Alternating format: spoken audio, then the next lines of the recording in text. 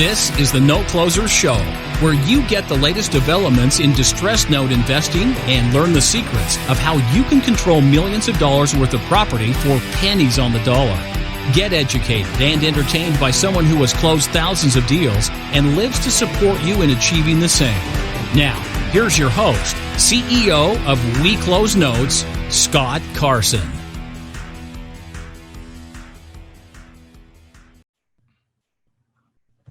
Good morning, good afternoon, good evening, everybody. Welcome to this episode of the Note Closer Show. As always, Scott Carson, excited to be here with you today. We have a real special guest on here today, guys and gals out there. And as you know, we've been featuring different markets across the country. Some of our hot markets, some of the markets we love to invest in, other markets that are doing well, and trying to keep you guys abreast of what's going on situational-wise with that market. Now, who knows what's going to happen in 6 months? Who knows what's going to happen in 12 months? I mean, we'll talk a little about that today. But this guy I have known for over, I'm going to go back about a dozen years now. Met him originally back as he was just a realtor. Need some help with some short sales when I was doing short sales myself with our team here in Austin. We were doing it in like 30 different states. And then this guy just absolutely, picked up the pieces and ran with it and became the best well-known short sale guy in all of San Antonio. And so we're excited to talk about the Alamo City today with our buddy Josh Boggs from Exposed Homes. Man, what's going on, Josh? What is up, Scott? Man, I think I owe you a check for that intro. That was very nice. You know what? You can put it in the mail if you want. I Venmo funds. Nice. Man, it has been over 12 years. Isn't that crazy? It's funny when I talk to everybody about you because, you come up a lot because of obviously the note buying and all your history. I said, my buddy and I literally were on the same track of doing the same thing, and he got wiser and I got dumber. I beat myself up, and he went in a much better market, but no, we've enjoyed it. And I just like making a name for myself, helping homeowners avoid foreclosure and stopping these banks from just plowing people's financial lives into ruin. So. Yeah, I mean, that's the thing is you started off as a realtor. I mean, you come from a credit repair background too, back in Indianapolis. We'll let him slide that he's a big Colts fan, therefore more Peyton Manning there. It's hurtful, exactly, since he's retired there. Peyton's places, but anyway. You got into real estate. You saw a niche that people needed help with. You really started targeting that aspect of things, and you became the best known guy in San Antonio, bar none. I mean, there might be a few other people here and there, but really you were the realtor that everybody turned to for help when they had a short sale listing, right? Yeah, thanks, Scott. And it basically because of just crazy marketing. I leaned up on a little chair and photoshopped myself into a mini house and said the tall short sale guy. I'm 6'4". I'm not a giant, but it just worked, right? And, I got into it thinking that when 2006, when I first got licensed, the market was just booming. And I saw, stay-at-home moms that would literally take phone duty and close $700,000 deal over 2 deals, just phone duty. I was like, wow, this is really easy. I need to make a niche for myself of something that no other realtor wants to do, and so I decided to hit the painful side of short sales and hit it on strong. So that's what we did. Yeah. Now let's dive into, because the San Antonio market's been a hot market for a while. I mean, Austin obviously I think is the most overpriced market in Texas for the most part. Living here, I mean, I think there's a lot of opportunity in Dallas and Houston, but also a lot of investors in Austin, when they couldn't buy anything here because they were priced, they went south to San Antonio because the price is a little bit more affordable. But I think San Antonio, but let's just be honest, is economically set up a whole lot better than Austin, traffic-wise, and then the infill with the inner and the outer loops, and a lot of industry coming there. So let's talk about the San Antonio market. Why is it booming? Why has it been going strong the last 10 years? Yeah, so we've been really blessed to have some pretty good leadership along the way to do as much as they could to drive in a lot of the bigger companies, the tech companies. We had Microsoft come in, I know we're fighting for Amazon for a while. There was just a lot of really good, solid leadership within the city to make sure that our infrastructure is solid. Shelly, our city manager for a long time, came from Phoenix. She really, despite everybody's issues with her, she really did a good job trying to lay out traffic patterns and really make sure that San Antonio was spread out as much as possible. And then I think what happened, Scott, what we needed, and Austin had wheat in it, was that our urban center, our center core was not really getting developed. And then all of a sudden you started seeing more money getting pumped there. And you had the Dignity, the Pearl, you had all this just complete mass renovation. And that really sparked, I think, a lot of people's interest is, hey, that not only does San Antonio have that rural spread out feel, but they've got that urban, kind of in downtown feel that we wanted. And so that's why we compete so well with Austin now. Yeah, and that's the thing. I mean, you've always had the Riverwalk and the Alamo, always been a tourist site for the most part, and hotels down there. But true, driving around, you used to see a lot of empty buildings, a lot of empty older hotels and stuff. Now it's been really nice over the last, especially I'd say last 5 to 8 years, a lot of regentrification going on. You talk about the Pearl, that's the Pearl Brewery. Mm-hmm. If you're not from Texas, you may not know Pearl beer. All right. But they really kind of modeled it. They took the brewery infrastructure, remodeled it, kind of turned it in kind of a similar fashion to what we've seen with the Domain here in Austin, Texas, in some sort of fashion, right? Yeah, and our affordability has been able to go up. I know Austin had maybe a higher paying job market for the white collar workers, and so I think San Antonio has been struggling with that a little bit. But you had Medtronic, you had all the medical field, you had a lot of that going up, and of course now with all the COVID stuff, there's a lot of essentials here in San Antonio that I don't think are in other cities because of the military, because of medical. And that's really driving our economy right now because our market's on fire. I mean, we're still just kicking butt. Yeah. And you've also, big call centers. I think several big call centers there in San Antonio employing a lot of people. Obviously, you've got the military base, or Air Force Base, Goodfellow, and a few other offshoots around the neck of the woods. Yeah. But let's talk as we talk investing, because I like having you on because you're just not a realtor. You're also an active real estate investor, rentals, and understand that mindset. You work with investors as well too.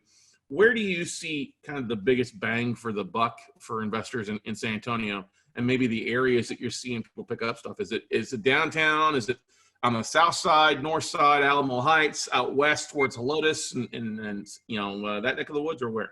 I'm scared to give away all my secrets, Scott. Gosh, I got very lucky at buying around basically military bases. Lackland for me was a really good area. That area I think still is underdeveloped, and it's going to still be something that I see as a hot market. I know that activity-wise, when we had a couple rentals down there, I mean, it was just we couldn't keep them. We had rentals turn around quick. I mean, they wanted to get in. I think with downtown, of course, you got, we call it SoFlo or South Flores and Southtown. All that's blowing up. You got the King William area. I mean, prices are going really crazy there. So right now, from my own personal investing wise, I pulled back a lot of my buying just because I saw wholesalers just literally putting stuff out there that was like, wow, I don't know anybody would jump on that, and it would jump overnight. So I was like, okay, well, somebody has deeper pockets than me. But you still see some of the south areas for seller finance purposes, and I have a seller finance home now. Anything on the south side of San Antonio is really great. You would not imagine that somebody that's buying a $60,000 house has $6,000 to $10,000 put down, but they do. They just have horrible credit, or they had no credit. And so the seller finance is really a good option for a lot of the south areas, right around Nogalitos, I-10, 90, close to the downtown, but not in that inner loop yet. So that's what we've noticed. And honestly, we were hoping for a little bit of a correction in the market so we would start seeing prices drop and sellers get a little bit more desperate, because we do watch the pre-foreclosures, we watch the notice of defaults, and they haven't really spiked the way we thought we would. And like I said, our economy's still kicking butt down here. So, hey, we're still riding it out. Yeah, I don't think we're seeing quite the spike yet, as we're kind of early still through, what the banks, the government are going to do for bailouts and things like that too, with Corona and stuff like that. But I don't think San Antonio and Austin, or really Texas market, is going to take too big a hit. And we did pretty well through the previous recession. You saw some dips, and you saw some neighborhoods get hit harder. Yeah. But I think that that affordability, that first time home buyer area, you mentioned the South San Antonio, and I said Goodfellow, which is staying in San Angelo versus San Antonio. Around Lackland, you're always having military coming in and out. And then the south side of town, is primarily Hispanic families, correct? A lot of people coming in there, and they're pooling money together to buy a house and having 2 or 3 families live in the house, correct? Yes. Oh, yeah, absolutely. Yeah, and you see that a lot, and that's still the culture. I mean, that's what I love. You can go down some of the streets, and it's like, man, it's like going to Mexico for a little bit. You just see the culture, the people, so friendly. And with the opportunity zones that's putting out there, I think San Antonio has 11 of them, which is huge. That should be bringing a lot more development of the infrastructure down there as well. So I do see some spikes going there as well, especially the Brooks Brook City Air Force Base with all the manufacturing. I guess there's a company from Japan, another Thailand. So we brought a lot of manufacturing back here in that area of town, and I'm excited to see what that's going to do as well. Now, are you seeing a lot of influx of buyers from outside of Texas coming in, whether it's international buyers coming up from Mexico, or obviously the Californians coming from the West Coast and everywhere in between? Yeah, you hit the nail. Those Californians, man, they love Texas. We do see the spike in Californians are probably prevalent more. I would almost say 6 out of 10 are at least Californians, if not higher. But you do have the Mexican influx where you've got a lot of cash buyers from Mexico that are still doing well with their manufacturing or whatever and their family businesses, and they come up and buy.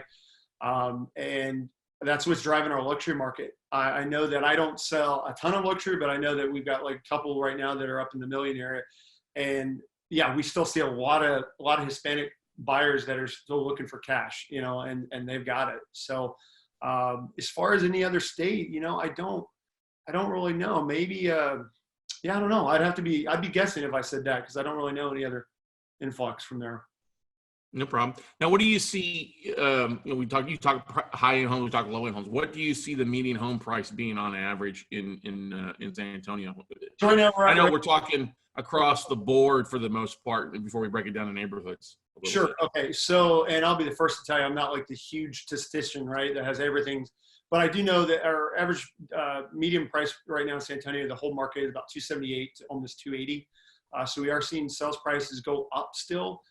Sales volume has dropped a little bit since last year, but not a lot. You'd expect because of COVID, we saw a huge drop, but we haven't.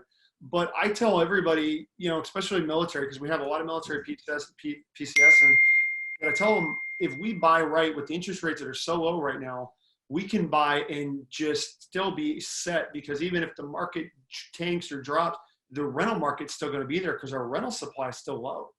So their rental rates are going to be actually higher than their mortgage rates because of how low our interest rates are as well. Yeah, that's really good advice. Are you seeing price reductions drop across the MLS and some of the higher, the $500,000 or higher homes, like some of the people in Dallas and Houston have talked about, where they see huge price reductions? Yes. Right now, I know that, I had a couple listings in Alamo Heights, and I've got one right now. We saw Alamo Heights really get hit hard on some price reductions, some price corrections in there. And I think it was just because, they were going on the hype. It's Alamo Heights. It's like the well-known area, right? And so values just kept jumping up and up. And I think we saw the biggest spikes too when the market was going like crazy. So that's dropped a lot. I know that I've got a couple listings in the Alamo Ranch area neighborhood, which is off the northwest of San Antonio, 1604, and Hausman and Culebra, and 151 area.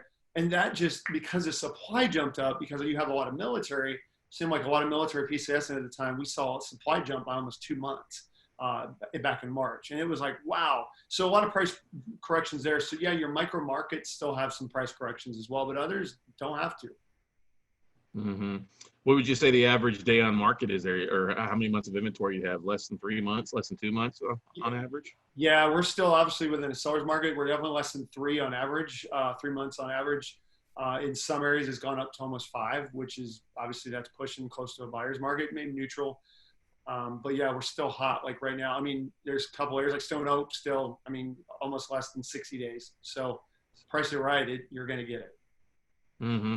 Now, Texas is a fast foreclosure state. We all know that. 21 days, fastest in the country out there. For those that are listening to this that are in different markets, and you've done a lot of short sales, and honestly, it's changed now. A lot of it's streamlined compared to how it used to be before Equator and some of those things these days right there.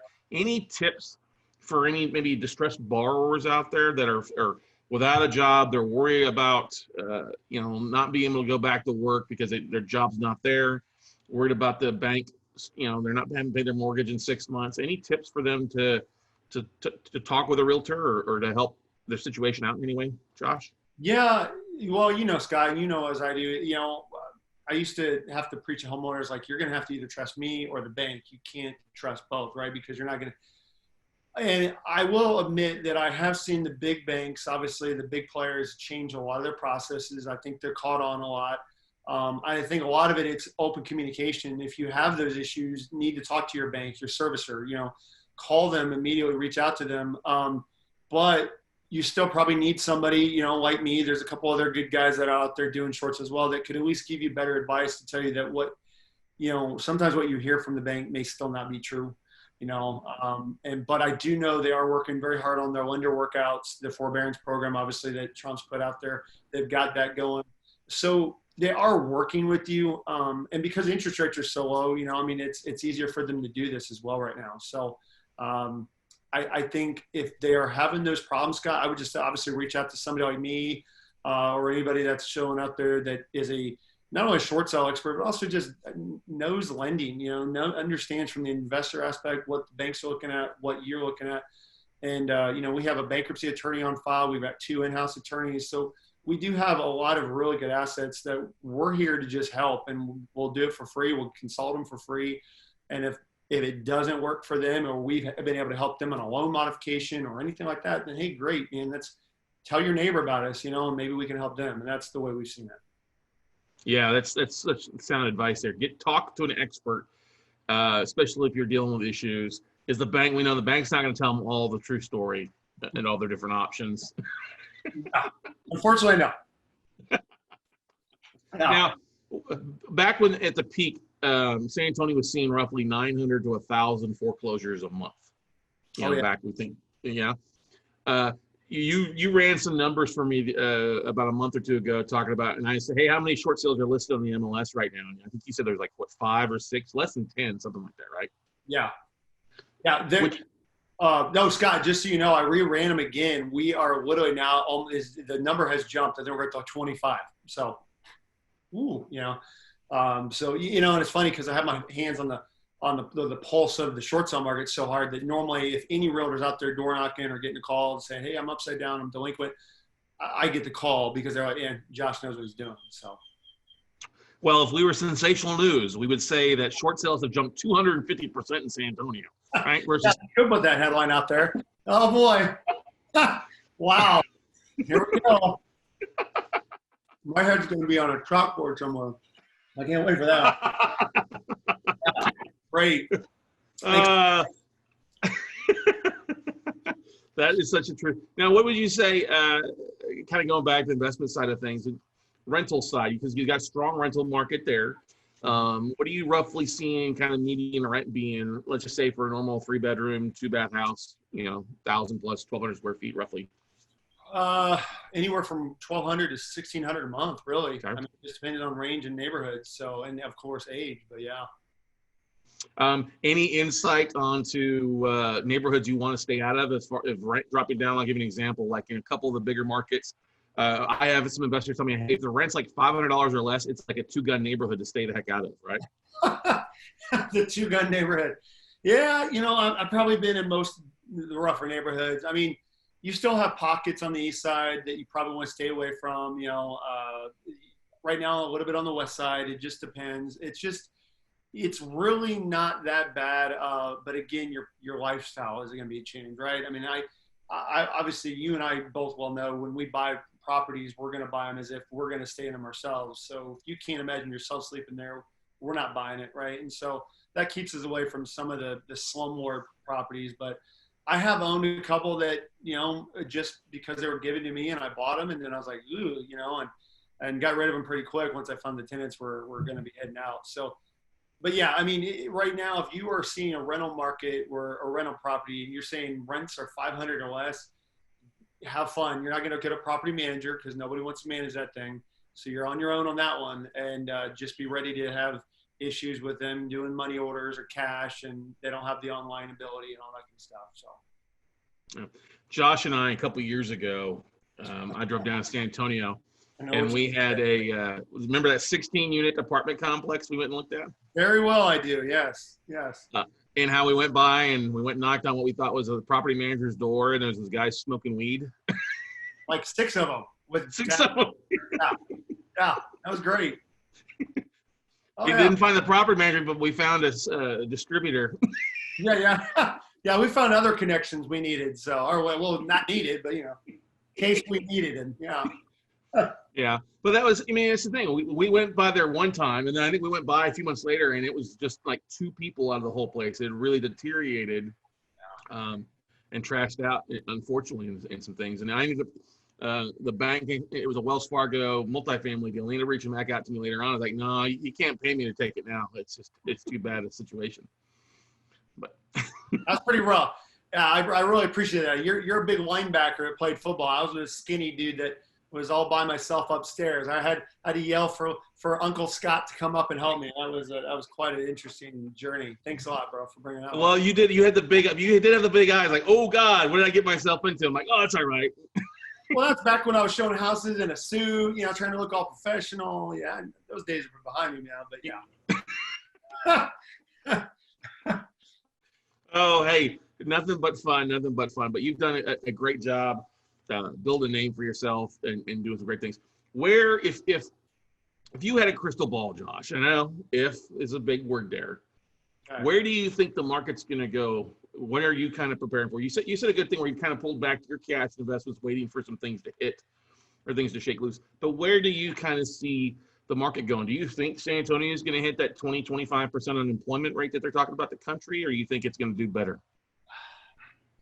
Scott, you know me, I'm not really a negative thinker. I'm more of a positive thinker, and I always see it that way. And I know sometimes, me and realists don't really align. I honestly don't see San Antonio going anywhere bad like that at all. I think just because we've got so much resolve from just the community, it's such a small town community. You can just feel it when you drive around. I mean, people are very friendly here still. And I think even with the influx of, the Californians and everybody else coming in, I think we still are welcoming people with open arms, and that we're an opportunity driven city. I don't think we are, for the most part, are going to sit back and just say, well, poor, woe is us, economy sucks, we're just going to sit back. I haven't seen that. And even with COVID, you know how it is. You know the bigger markets than I. You see entrepreneurs step up. You see them take advantage of that market. And I've seen a lot of that from basic people like me and basic other realtors that branched out and started power washing for a while. I was building furniture. I had furniture orders, and I was just doing that as a hobby, But so I think we literally aren't going to have that big of a dip. And San Antonio should be a really good, stable market for anybody that's looking for a good, solid cash flow investment that's going to steadily grow in value and then ride that 3 to 5 year average appreciation up, to be honest with you.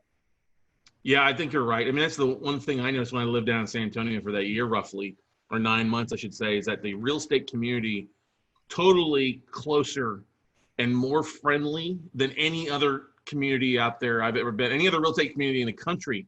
A lot different than Austin. Austin's freaking cutthroat up here. Yeah, I heard. But San Antonio, completely friendly. People get along. People hanging out. People sharing leads and resources all day long, and it's still that way today, which is great. Well, and Scott, I'll throw a plug to Platinum Top 50 and Amber Thomas, because that's one thing she started a long time ago, and it's awesome to see how much that city pushes behind it. I've been blessed to be a winner of the Platinum Top 50 for 2 years in a row and finalist for almost 7 years in a row. But it was just that core group of realtors out of 500, 1,000 realtors that really are doing most of the work. We work together. We really, truly share the secrets, because there is no secrets in real estate. And, we just help each other, and that's what I do love about San Antonio. And you're absolutely right. I think San Antonio has one of the best real estate markets as far as agents go, bar none. Oh, yeah, totally. Bar none, definitely. Now, you are also very passionate about riding your bike. You're also nicknamed as the realtor that rides, but you're also a president of an organization that is very close to your heart, that does a lot of good in the community out there. Can you share a little about the Guardians of the Children? I'd be more than happy to. So, former president, I just actually stepped down last year in December, but was president for 3.5 years, mother chapter. San Antonio is a nonprofit 501c3 motorcycle organization that was started over 13 years ago to help abused and neglected children, because they have to face their abusers in court. They were doing this all by themselves. And so Guardians of Children was founded based upon the principles of original biker club called BACA, Bikers Against Child Abuse. And they took it a little step further. Instead of just going to court with these kids, they actually created events for these kids throughout the year so they could get to know this kid, help really turn their lives around and give them some kind of a sense of safety, family, because unfortunately 9 times out of 10, the perpetrators are somebody they know, typically family. So they can't trust that family anymore and they don't know what to do. And a lot of times it divides the families up. So GOC or Guardian of Children decided to do that, and where we'd have 5 events throughout the year. And so we get to ride, we get to look badass on the weekends, and just help these kids. And when you see these little kids that have gone through hell and back, and you see them just open up and they smile, like there's kids that don't even want to touch you, Scott. They'll do the peace sign because they don't have physical contact. And then within a month of hanging with us, they're giving us hugs, and, we're crying, they're crying, So we're really passionate about it. And I've enjoyed it. And I've been with the organization for now 6 years. So it's been a long ride. It's been a good ride. That's awesome, man. And that just goes to show how big a heart you got and how awesome the community is that comes together out there. I mean, you at the Elf Project, Elf Louise Project at Santa time, Christmas time. I've been honored to be a part of that and be a Santa. There's a lot of great things. Don't get me wrong. Most cities have a lot of programs, but I think San Antonio goes above and beyond in a lot of different ways. Well, and that's what I'll also add to that is the motorcycle community. A lot of people get bad rap here for, other patches they may wear that aren't GOC, but that's absolutely not true. These guys have true hearts of gold, and I've seen them just pour out their hearts to donate for kids with cancer, the veterans.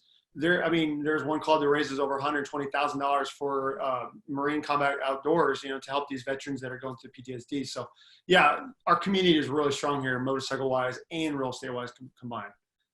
You still have the blue Bud Light motorcycle? You have a red one now. You just stabbed me in the heart bringing that bad boy up. Oh, Miss Baby Blue. No, I got convinced to get rid of her and get a brand new one up in Dallas when I was up there for a chapter event. So now she's fast. She's orange and black. She's Harley colors, but she's not my Baby Blue. So I do miss her. But yeah, I love my new one. Yeah. Good stuff out there.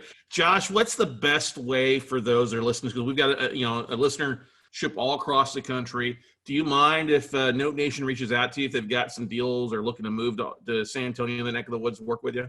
Always. Absolutely. Always. Yeah. I just tell everybody, I am who I am. I'm very genuine. Right now I'm the only licensed agent on my team. I'm blessed to have my wife, Norma. She basically does all of our admin and short sale stuff. I've had amazing women in the past, Julie, Carissa, Tracy, Sarah, all those amazing women that have worked with me. Now it's just me and Norma again. So we're trying to go through that. So reach out to me. I promise I'll jump on that and I'll give you my full divided attention as soon as I get to it. So yeah, I really appreciate that. Yeah. What's the best way for people to reach out to you, Josh? Honestly, cell phone, website. I think I put the website out there. Facebook. If they can find me on Facebook, you know how Facebook works. They keep getting that 5,000 fan limit and all that. And it's because you're famous, man. You're famous. I remember when you had just a couple hundred people on Facebook back then. That was 12 years ago, bro. I've been networking. We've worked hard, Yeah. But your website's exposedhomes.com, correct? Exposedhomes.com, correct. Yep. Or on Facebook, Exposed Homes in San Antonio. So, yeah. Good stuff, man. You got any dealing with anything from you've been busy running around showing homes, getting things closed. Like you said, you got 14 listings right now, or 14 under contract to move. Yeah, we've got, our listings are popping up pretty quick. We've been very blessed to have buyers come back out. We're starting to see the buyer pick up. It's just as Scott, in the life of a realtor, which is rough, is you got the ups and downs. You've got a lot of things that you'll be working hard on and then they just fall through. And then others pick up, so it balances itself out. But yeah, right now, Norma and I are just really slammed but blessed. And if I had not had her, man, that's why every good man needs a good woman on his team, right? So I'm blessed to have her as my wife too. So yeah, exactly. Except you're boss at the office and then she's the boss when you get home, right? I need a break from my boss every now and then. I'm just saying. The way this is going live, isn't it? Oh crap. Never mind. No, not yet. Not yet. It will be later though. We'll make sure. Okay. Hey, Norma's great, and you got three kids that are just growing up faster than weeds as well, too, right? That's very blessed. 3 beautiful boys. Thank you for that, Scott. Good stuff, brother.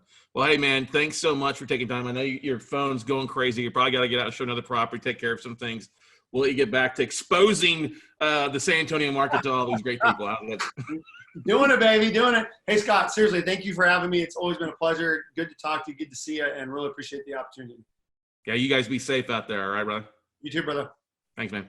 All right, guys, that's going to wrap it up for this episode of the Note Closer Show. Like, you can check out Josh Boggs at exposedhomes.com. Be the easiest thing to read is Josh Boggs. Don't be surprised you see him in black leather on most of his photos versus a suit these days, because he is the realtor that rides, kicks some butt there in the San Antonio market, and definitely has his pulse on everything going on there in the Alamo City. So go out, take some action, everybody, and we'll see you all at the top.